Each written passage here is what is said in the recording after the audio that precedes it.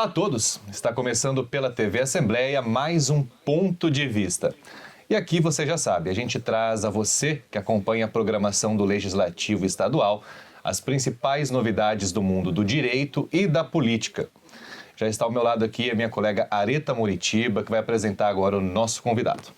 Olá a todos, estamos todos muito animados para começarmos aí mais uma temporada de entrevistas aqui no Ponto de Vista. E obviamente que você que nos acompanha é o nosso convidado especial. E hoje o nosso entrevistado é o presidente do Sindicato dos Centros de Formação de Condutores do Estado. Estamos falando com o Henrique Fernandes. Seja muito bem-vindo ao programa Ponto de Vista, Henrique. Boa tarde, Mato Grosso do Sul. Boa tarde, Areta. Boa tarde, Radamés. E um prazer enorme estar aqui no primeiro do ano Ponto de Vista. Seja bem-vindo, Henrique. Obrigado. Henrique, 2026, eu vou começar fazendo a primeira pergunta para você. Trouxe uma novidade para quem vai tirar sua carteira de habilitação. Houve uma mudança importante nas regras. Explica para a gente um pouquinho quais as principais mudanças, como ficaram as regras agora. Antes nós tínhamos, fazendo esse paralelo para as pessoas entenderem melhor, antes dessa resolução 1020, nós tínhamos duas obrigatoriedades, na verdade. Uma de passar por autoescola, você não poderia fazer uma carteira diretamente no Detran, por exemplo, e a outra de fazer 45 horas de aula teórica e mais 20 horas de aula prática, se quisesse de carro e moto, 20 mais 20. Com a mudança, não se precisa mais hoje obrigatoriamente passar por uma autoescola, você pode começar seu processo diretamente no CNH do Brasil ou diretamente no portal do Detran, do Mato Grosso do Sul, e você não precisa mais fazer 45 horas aulas teóricas, ou seja, o aluno pode fazer esse cursinho do ministro que a gente comenta, que é um cursinho que não é obrigatório, mas você tem que passar por algumas matérias, é um pouquinho conflitante, porque ele fala que não tem carga horária, mas ele é obrigado a seguir algumas matérias para que ele possa fazer a prova. E após isso ele pode procurar uma autoescola para poder fazer a parte prática, não há problema nenhum.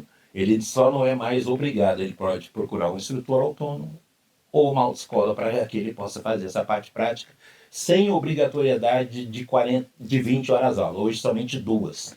Entendi. Essa parte que você disse a respeito desse pequeno conflito aí, Tem que assistir algumas aulinhas ali para poder fazer essa prova. Essa prova vai substituir a prova que as pessoas faziam tradicionalmente no Detran? A prova teórica continua a mesma do Detran. Mudou-se somente a regra de pontuação. Entendi. Ela está um pouco mais branda, Porque parece que o governo quer dar carteira para todo mundo. Então, vamos dar carteira para o povo. Agora, Henrique. Aí o negócio ficou bastante frouxo, vamos chamar assim. Agora, Henrique, então, essa é uma medida muito recente, a gente está falando disso, que acabou de entrar agora em dezembro, janeiro, Então, mas a gente sabe que também esse é o período do ano em que as pessoas mais procuram, Ano novo, vida nova, as pessoas querem, é o ano que a pessoa vai completar 18 anos, as pessoas mais procuram as autoescolas.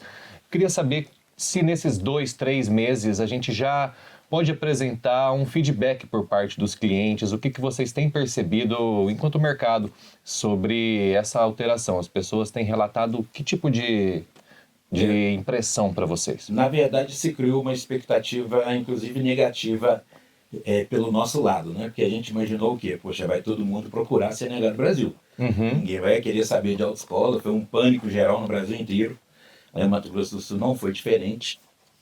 Mas aqui eu tenho essa certeza, de que em Mato Grosso do Sul nós temos um Detran muito sério e que realmente aplica a prova.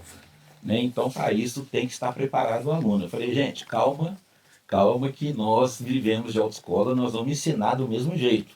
Só que nós tivemos uma retração muito grande no início. Então, assim, principalmente em janeiro. Janeiro foi terrível. Nós tivemos praticamente 80% de retração no mercado. E para a gente se manter vivo não foi fácil. Não está sendo ainda. Só que assim, fevereiro já começou a mudar. Ou seja, as pessoas que foram lá para o CNH do Brasil não estão conseguindo dar andamento no seu processo, porque esse sistema não funciona corretamente. Ou seja, ele vai lá, aí ele fica parado, ele não consegue dar celeridade no processo dele. O que ele está fazendo? Procurando a autoescola novamente. para que a gente possa dar andamento no processo dele. E na autoescola é muito mais rápido, porque é o mesmo processo que era anteriormente. Né? Fisicamente falando, não alterou nada, somente quantidade de aula. O restante é o mesmo que a gente já fazia. Henrique, você mencionou sobre as dificuldades iniciais de vocês enquanto empresa, enquanto sindicato. Quais medidas vocês adotaram para conscientizar esses motoristas? Como vocês têm trabalhado essa conscientização? A gente está com um outro problema muito sério, né, que logo em seguida, no mês de janeiro, né, eles retiraram o balizamento das provas, ou seja, né, o ministro entende que não precisa ensinar a estacionar carro na rua. Ou seja, o que Deus quiser aqui no nosso Mato Grosso do Sul. Né? Então a gente, enquanto instrutores, né, porque tem uma diferença, Areta e Radamés, entre você se ensinar a andar de carro, sempre comento isso, andar de carro é muito mecânico. Né? Primeira, segunda, levanta a embreagem, acelera, uma memória muscular. Né? Você dá uma rateadinha, mas o carro sai andando. Eu já ando de carro. O dirigir é uma ciência.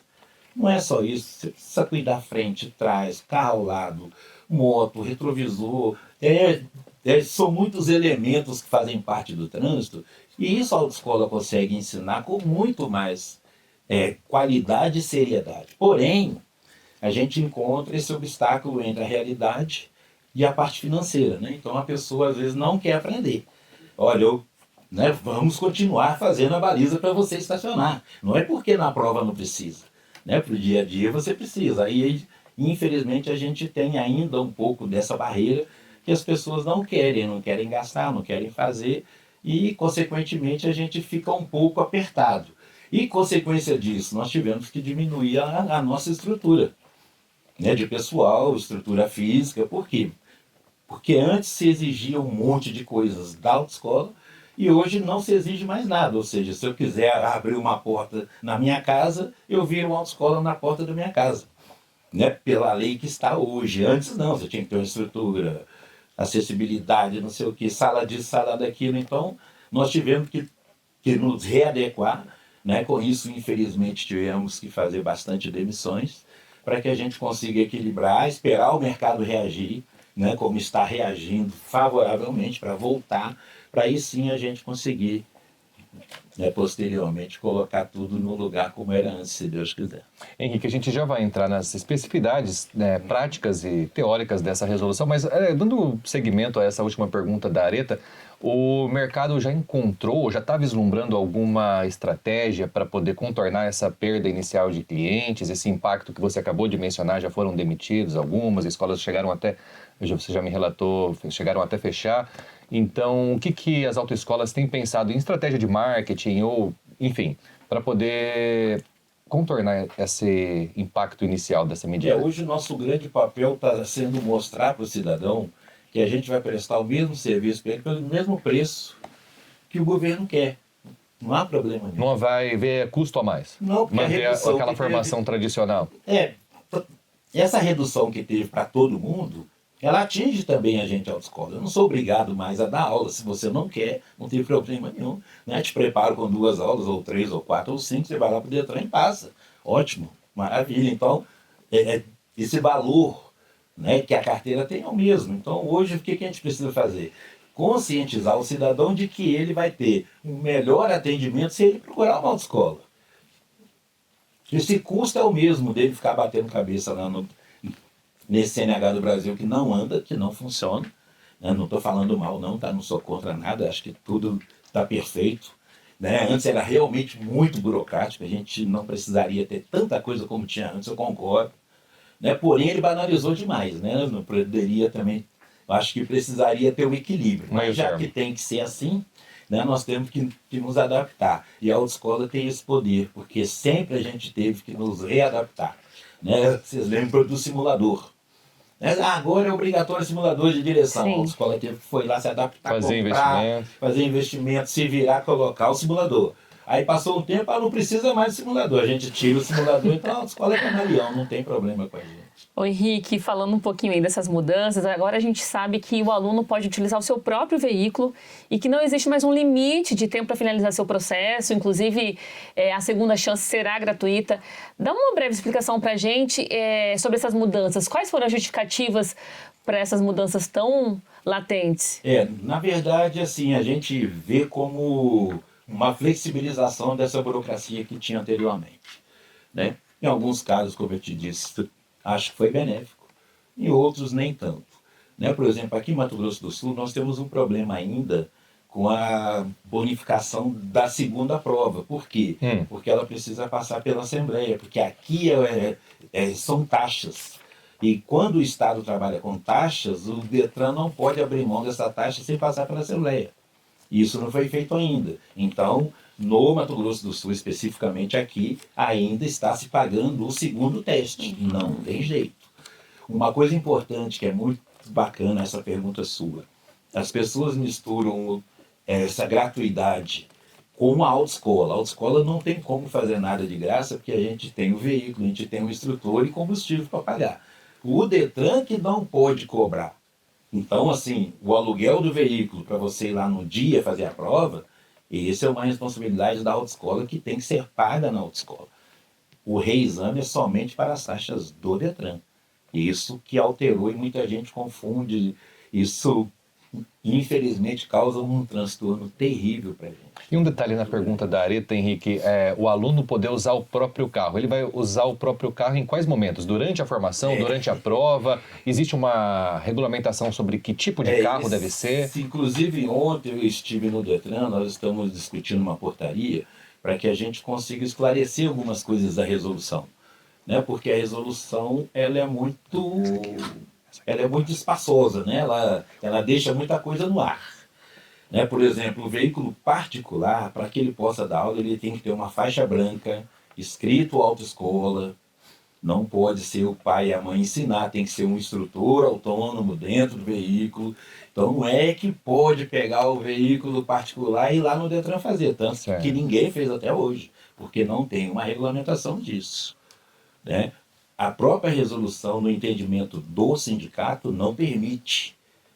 Não permite. Se você analisar lá, né, obviamente vocês não irão fazer isso, mas eu faço todos os dias, né, que nós temos lá o quê? Que os veículos eventualmente, está escrito bem assim, os veículos eventualmente utilizados na aprendizagem, ou seja, o particular. Eventualmente, você vai fazer do seu filho, é um evento eventual. Se você é um instrutor autônomo, você vai viver disso, então você não é eventual mais. Ele tem que ter a faixa branca, removível, né, de imã, né, imantado, que a gente chama, coloca no veículo, mas mais abaixo ele fala que os veículos na aprendizagem eles têm que estar na categoria aprendizagem no Detran, ou seja, eu tenho que mexer no documento do meu carro. Aí eu vou fazer isso para ensinar meu filho? Não compensa. A não ser que você tenha vários filhos. A não ser que você tenha pelo menos 12 filhos, né, para fazer um por mês, para poder chegar ao final do ano, aí vale a pena. Então, assim, são discussões que a gente está tendo com o Detran para poder ter um entendimento. Não é ser contra, como eu disse, é a gente ter um entendimento correto. E a resolução ela foi muito mal feita, infelizmente, ela deixa, por exemplo, carro automático. Ela não diz que pode, mas não diz que não pode. Entendi. Se o próprio ministro falou que pode, por que ele não colocou na resolução veículo automático? E agora tem uns carros elétricos também. Justamente, que também não está previsto, mas não é proibido. Ou seja, aquilo que não é proibido vai passar a ser permitido. Agora uma coisa Deixa um questionamento aí, deixa no ar a dúvida. Com certeza, então, fica uma coisa um pouco duvidosa, porque aí entra a dúvida. E a dúvida sempre entra em discussão e vai longe. Aproveitando justamente essa temática, né, das incertezas, das inseguranças que a gente tem percebido por parte das autoescolas, por parte dos Detrans estaduais para regulamentar isso, a gente mencionou logo no começo do programa que essa é uma resolução muito recente. Existe a previsão de uma política de fiscalização ou de monitoramento de como essas regras vão ser implementadas para falar, olha, essa política, essa ideia aqui deu certo, essa aqui a gente pode rever. Isso vai partir das autoescolas, dos sindicatos, isso vai partir da sociedade civil. Como que a gente pode falar a respeito desse processo de fiscalização? A gente entende assim que isso deveria partir do próprio Detran, né, que é o órgão executivo que executa e que fiscaliza, né, o trânsito, vamos dizer assim, de uma forma geral, e fiscaliza a aprendizagem que a gente faz. Né? Mas a gente vê da parte do próprio Detran, né, que pelo programa de governo a ideia não é muito essa. Então as autoescolas, né, o nosso sindicato, nós temos a Federação Nacional das Autoescolas, e amanhã, dia 4, nós vamos ter em Brasília o lançamento da primeira reunião da Comissão Especial do Trânsito, ou seja, nós estamos Comissão Especial do Trânsito.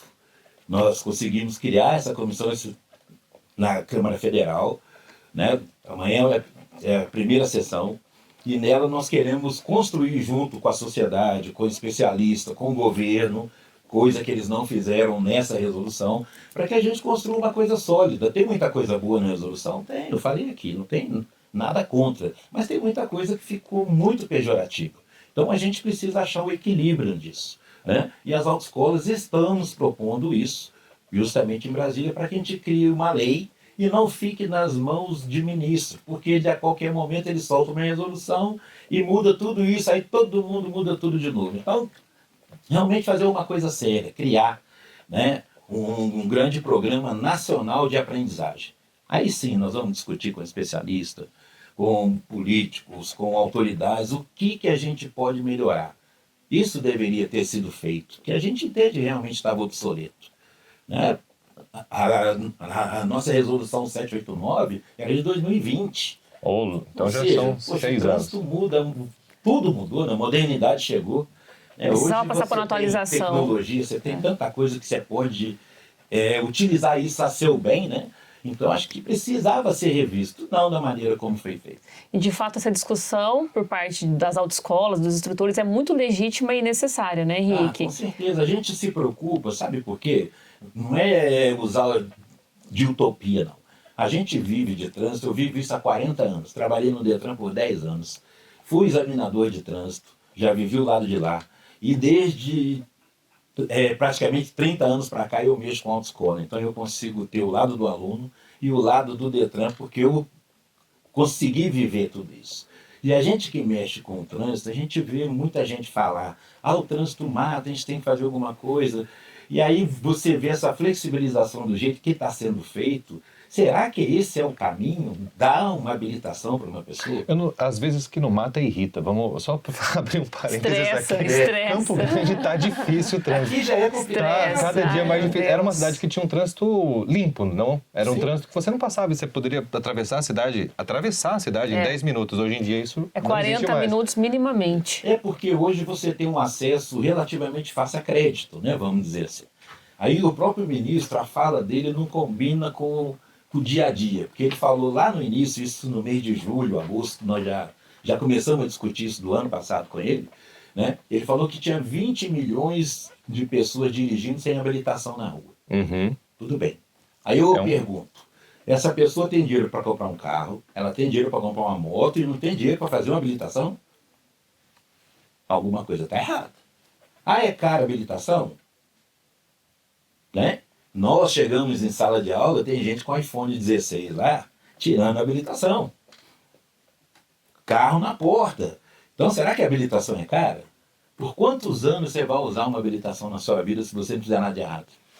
Será que a habilitação é a mais cara do processo todo? Então Enfim, assim, Henrique. eu acho que não pode ter preço. A habilitação deveria ter valor. O que vale uma habilitação para você? É o seu direito de ir e vir, né? Você conseguir se deslocar com segurança, com seriedade. Isso é valor na habilitação, é um documento, isso aí não é uma coisa banalizada como está sendo hoje, infelizmente. Henrique, nós Perfeito. estamos chegando ao final do programa de hoje. Entendo. E queremos agradecer imensamente a sua participação aqui, que esclareceu várias dúvidas a respeito dessa notícia tão importante. E deixa suas considerações finais aqui pra gente. E você é sempre muito bem-vindo para uma próxima oportunidade aqui conosco. Eu agradeço muito a oportunidade, porque a gente às vezes não consegue explicar, né? Mídia hoje em dia também é um pouco complicada a rede social, né? Tem muito fake news e muita coisa, e ficou uma coisa muito que a autoescola é uma máfia, que a autoescola é isso, que a autoescola é aquilo. Não é verdade. Não é verdade. A gente presta um serviço sério. Era caro porque nós éramos obrigados a seguir regras. Né? Hoje, se o Detran mandasse pintar a minha autoescola de amarelo, eu tinha que pintar de amarelo. Ah, mas eu gosto do branco. Não interessa, tem que ser amarelo, porque o Detran exigiu que seja amarelo. Então, poxa, é uma coisa que a gente era engessado. Né? População, procure uma autoescola. Procure, faça a coisa correta. Pai e mãe, use a autoescola para a sua vida, porque deitar a cabeça no travesseiro e você saber que seu filho aprendeu a dirigir é muito melhor do que está hoje. Hoje, infelizmente, eu não sei como estão saindo esses nossos motoristas aí, amiga. Henrique, a gente também pede para você deixar os canais de comunicação do sindicato para quem quiser continuar acompanhando essa discussão, quais as formas que a nossa audiência pode entrar em contato com o sindicato e se inteirar mais a respeito desse assunto. Ok, as nossas redes sociais, @SindicFCMS, Demudo SindicFCMS, e o nosso WhatsApp 6733824835. Muito obrigado, Henrique, novamente pela sua participação. A gente agradece imensamente para falar sobre um tema que tem causado muitas dúvidas e incertezas a respeito aí por parte dos novos motoristas ou também por parte de quem está prestes a renovar sua carteira, né, Areta? É isso mesmo, Paulo. E lembrando que você pode acompanhar toda a programação aqui da TV Assembleia por meio do YouTube aqui da Casa de Leis e também nós temos a TV, né, Paulo? Isso aí, canal 7.2 para Campo Grande e região. Você pode assistir o Ponto de Vista, pode assistir as sessões plenárias, as sessões extraordinárias e toda a programação da TV do Legislativo Sul-Mato-Grossense. Quem se interessa pela Assembleia Legislativa também pode acompanhar a Rádio Assembleia, FM 105.5. A gente se vê no próximo programa. Até lá. Até o nosso próximo encontro. Obrigada pela sua audiência e pela sua companhia. Até lá. Tchau, tchau.